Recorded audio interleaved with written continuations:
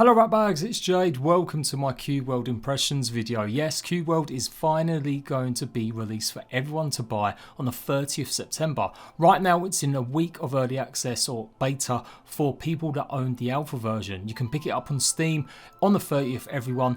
Otherwise, that's the only place you're going to be able to play the game when it comes out on the 30th. I've put about 5 or 6 hours into it so far. You caught my live stream the other night. So what do I think about this game? 6 years after it first emerged, has CUBEWORLD changed somewhat? Has it progressed? Has it gone backwards? Here is my thoughts and opinions. Remember, they're just some thoughts. You guys can disagree with me and that's okay, but bear in mind, hear me out.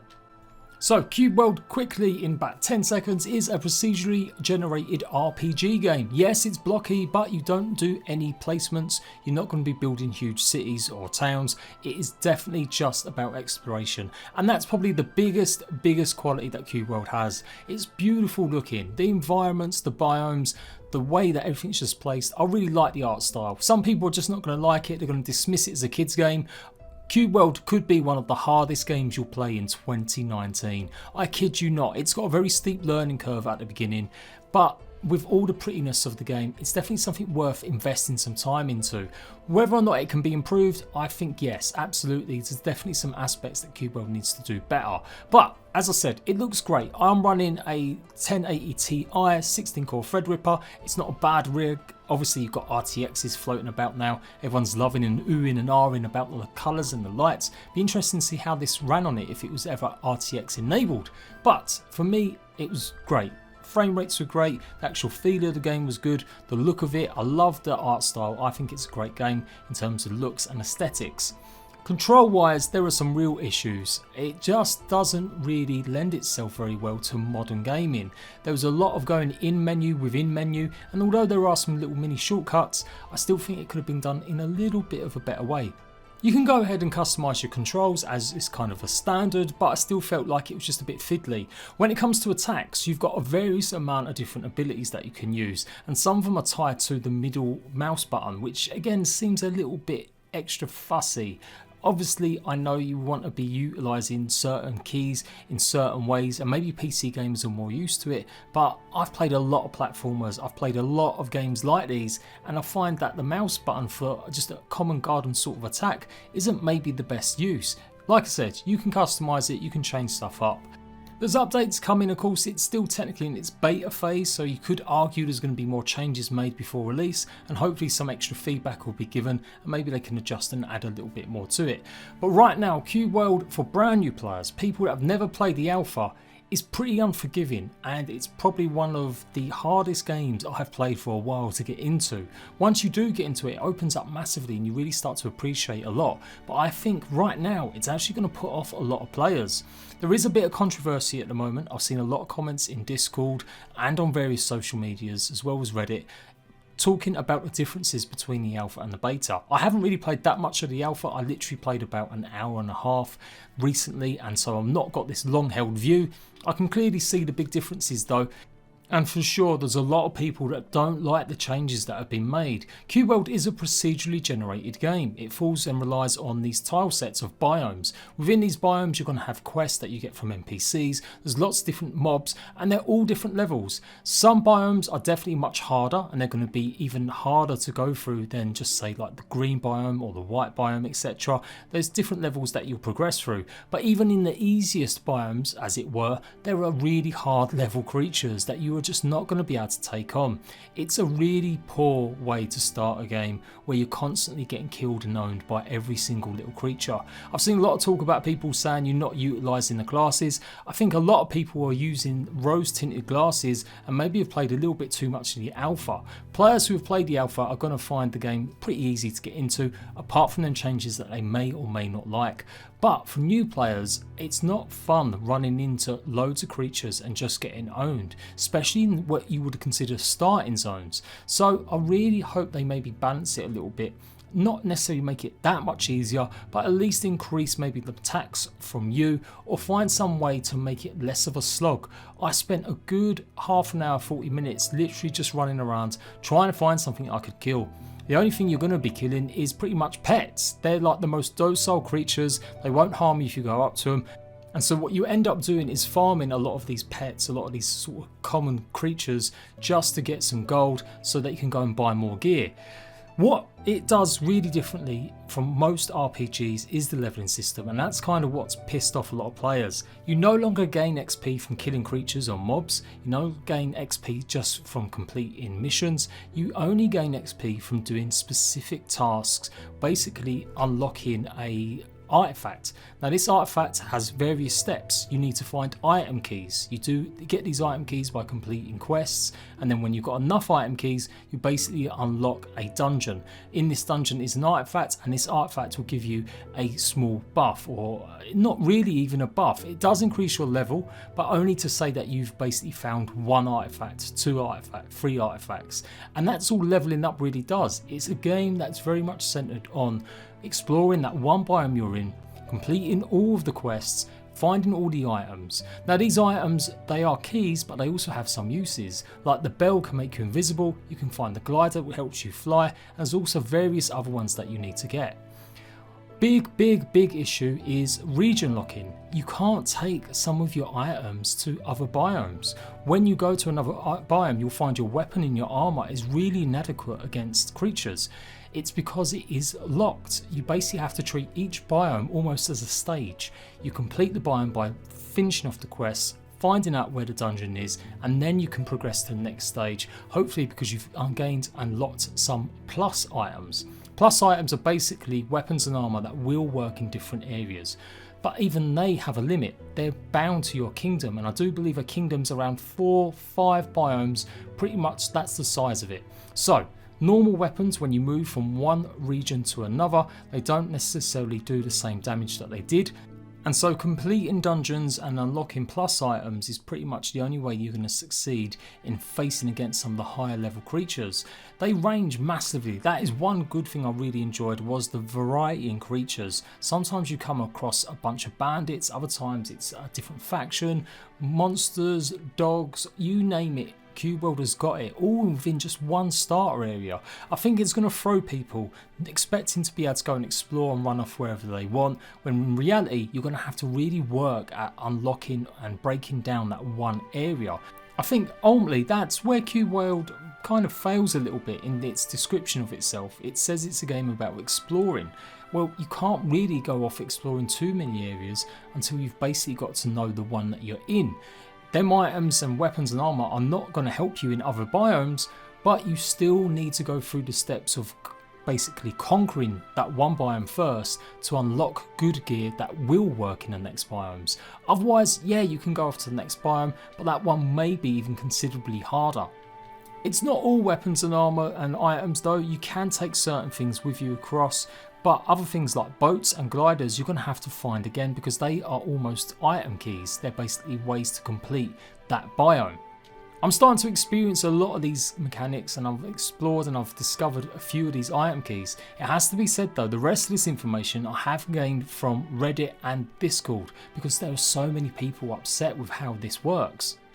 So if I've got anything wrong, please let me know in the comment section down below, and of course I'm going to do a full review once the beta is actually over and I've put a good considerable amount of time into the full game. So there we go, that's the big thing that's upsetting a lot of people. Region locking items, a lot of maybe exploring one biome, but you can't necessarily go and explore the whole world at the very beginning anyway. You're going to have to really understand the mechanics. When it comes to the actual characters themselves, you've got 4 classes: the mage, the rogue, the warrior and ranger. I pretty much spent all my time playing as a warrior class, so very melee focused. It still looks like ranged combat characters are going to be probably the most picked in CUBEWORLD, because you can do damage from distance. It does look like it's going to be a lot more favourable because creatures will just own you. Now you can run away from creatures if you discover they're a bit too hard to fight, but it takes so long for the aggro to wear off. You'll spend more time running around in a Benny Hill fashion than you will actually fighting. I'm not going to obviously talk too much about the other classes until I put some time into it, but with the warrior class I found it, yeah, you can kind of choose between swords, which obviously do quick attacks, or you can get yourself big sort of hammers and maces, and they do slow attacks but they do more damage. It's got various different ways that you can customize your class. You've got a subclass where you can change it. the warrior comes with a guardian class that you can get from one of the villages. It basically changes up your specials. The main one being that instead of having a big sort of massive roll that does damage, when you switch to the Guardian class, you can do a hero shout, which is kind of like Fuzradar from Skyrim. You'll basically heal yourself up, it will give you some healing health. It will also damage or make a element status on enemies, which means they'll take more damage from you. So it's a good shout, it's a good one to use, and that's what I ended up using a lot of instead of the basic more warrior class version. You can craft and make your own weapons. You can also find weapons by defeating random mobs. That's another issue that CUBEWORLD does have early on, is you get a lot of items for other classes. So you'll just come across some creatures, you'll kill them, and you'll get something for your mage, or you get something for your rogue. There is no way, as far as I can tell so far, to store them items. So you can't even swap it with other classes, other characters of yourself. You can give them to your friends by pressing the wheel button in the middle. You can drop items and players that come and join your world can pick up them stuff. So you may need to do a bit of coordination with your friends if they want something for one of their classes to come and join you so they can take it on. When you've got these items, even though you can't use them, you don't really get much from them either. You can't just sell them and get loads of gold from them. You get a tiny amount. So it becomes a little bit pointless and a bit weird. I hope they add some way to put it in a container, much like Torchlight games, shared stashes that you can swap between different classes. Now you can play multiplayer, I think it's up to 4 players, correct me if I'm wrong on that, so it's not necessarily going to be this server based game where you can have 20 people running around the world, although that would be really cool. I really thought that's what a lot of people kind of expect. From days gone by, I think a lot of people managed to get hold of servers and they managed to get people that actually joined the servers that had lots of players on them. I don't think it's like that anymore. It's not a server based game like that. It's all about people just joining you and sharing your world. Multiplayer is definitely a lot of fun. It's a little bit, again, fiddly trying to get your friends to join. Sometimes when they spawn in, they're going to be miles away and it's not always apparent exactly how you go and join your friends. Like I said, it needs some work with the starting of the game. It doesn't necessarily need to hold your hand, and absolutely it's one of the best features about this game. That feeling of exploration and running around and working stuff out for yourself is great. But there are definitely some people out there that are not going to enjoy that. I feel that it could be guided a little bit without too much hand holding. The option may be being there if you want it. If you press certain keys like F1, it does reveal exactly what all the mouse buttons do, etc. But there's definitely work to be done, I think, on giving players a heads up of what to expect. You will spawn more or less near a village. At the moment though, you're spawning far away, but that's just been fixed. And this is your first point of call. Go into a village, get in yourself some flasks so that you can make potions. Again, it's a little bit easier than it was in the alpha. In the alpha, these villages were huge and they'd have different districts for crafting different items and different things. And now it's all a bit more compact, so each house will have a certain crafting bench in it or someone that you can buy and sell stuff to, and it just makes it a little bit easier.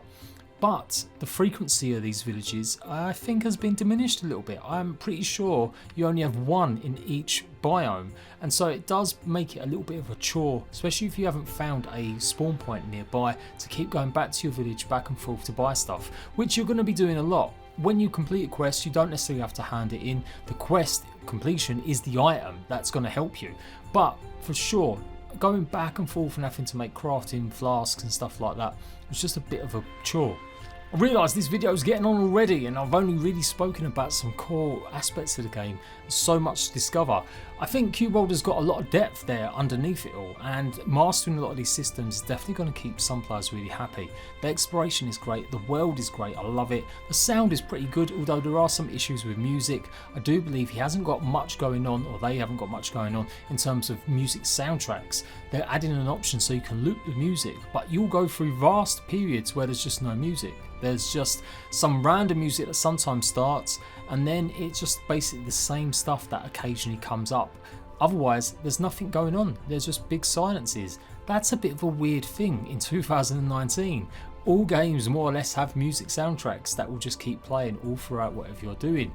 Mate, it's not a deal breaker, but in games where you're going to be running around on your own, exploration, I guess it's a case of plugging in your Spotify or, you know, putting me on in the background. Combat itself does rely heavily on you getting to know your character, so making sure that you're using your shield when I'm the warrior class and finding a timing when I'm going to do my attacks is important. A lot of people are probably going to be frustrated with it, but that's because they've just maybe not spent enough time getting used to it. You're not going to be going out there and owning creatures that are higher level than you. You've really got to be picky about what ones you take on. But slowly, as you defeat some of the pets or basically harvest all the little sheep, you will start gaining gold coins and you'll be able to go and buy different parts of armor. You do get some tiny little bits of drops for weapons and armor, but nowhere near as much as you get for the other classes that you can't do anything with. Resources wise, one of the best things in the game is that you can actually customize your weapons and your shields. You can find stuff like iron cubes or wooden cubes, or I should say iron deposits and wood logs or wood bushes. When you harvest these, they'll give you blocks. You take them to the village and you can make them into cubes. These cubes can be placed individually on your sword or on your weapon or your shield, and you can actually customize it. It adds an increase in hit damage, sometimes HP as well, and so it really does mean that you're customizing your weapon not just cosmetically, but you're also adding value to it. You're making it better. I love that idea. It's definitely one of the biggest pluses for CUBEWORLD. Keep going with that. If they do any more updates, I'd love to see it added a bit more. Currently, if you're like a warrior class, you're going to be using iron swords, iron shields, stuff like that. You need to only use iron blocks, iron cubes. If you've got a big wooden staff, you can add more wooden blocks to it. You can't really embellish anything. There are rare resources like diamonds and all sorts of jewels, but you can't put them jewels onto weapons. It'd be really cool if we could add more elemental effects, maybe tied to things like emeralds or diamonds, that when you added a cube to your weapon, it gave it just a little bit extra. That would be something really interesting. Right now, them resources, the rare ones, are more used for item crafting. Crafting again is fairly bog standard at the beginning, but you can unlock items like books that give you much more to craft. So again, there's longevity. We can't have everything handed to us straight away. CUBEWORLD would be a very quick and easy game, as I said, if you did just have access to all this stuff. It's just not explained very well. That's all the problem is with CUBEWORLD, and I think it's going to put off a lot of players. I think it is going to get a bit of a backlash. I really hope not. I really think this game's worth it. It just needs that little bit of extra starting help for noobs that have never touched the game, and just a little bit of guidance. In truth, I'm loving it because it means that I can make guides and tutorials and I'll get loads of views, hopefully. But right now, CUBEWORLD is not very rewarding for players in the first few hours. It's a big grind, and once you get through that grind, I'm sure it's going to open up. It's going to be a much more enjoyable experience. There's pets and stuff that you can also get. You can ride some of these pets when you find the right equipment, like reins.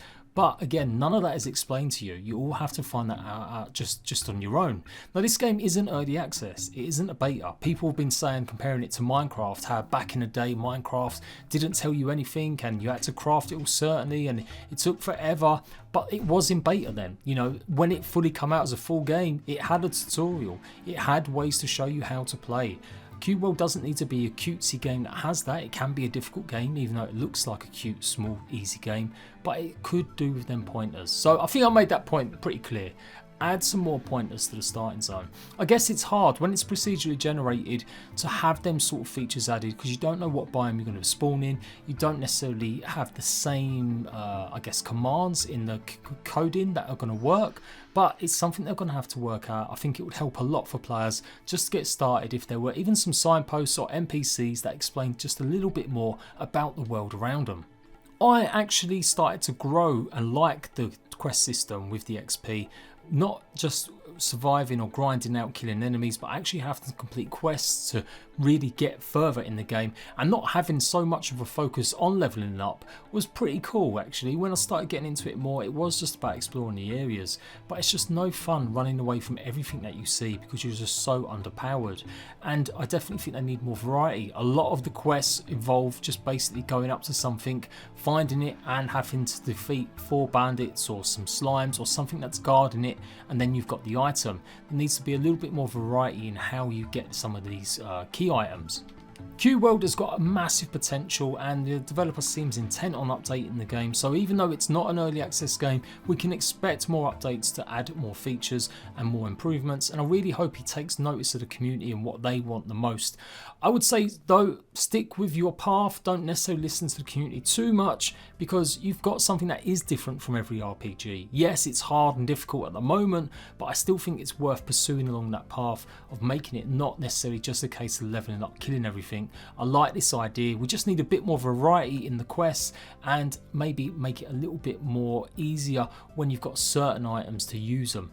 The controls, as I said, need a little bit of work as well, but otherwise CUBEWORLD is pretty solid. It is great looking, it runs really well, and I can't wait to go carry on exploring. I want the thrill, the challenge of running around and finding new areas and finding out ways to get some of these artifacts. There is definitely room for improvement, but so far CUBEWORLD is hitting all the right boxes for me. Let me know what you think about CUBEWORLD. Have you played the game? Have you played the old version? Are you just watching Let's Plays now? What do you think about this so far? Expect lots of guides, tutorials, and expect a full review when it's out. Apologies for this overly long impressions video, but I just really wanted to talk about CUBEWORLD. Until next time, rat bags, laters.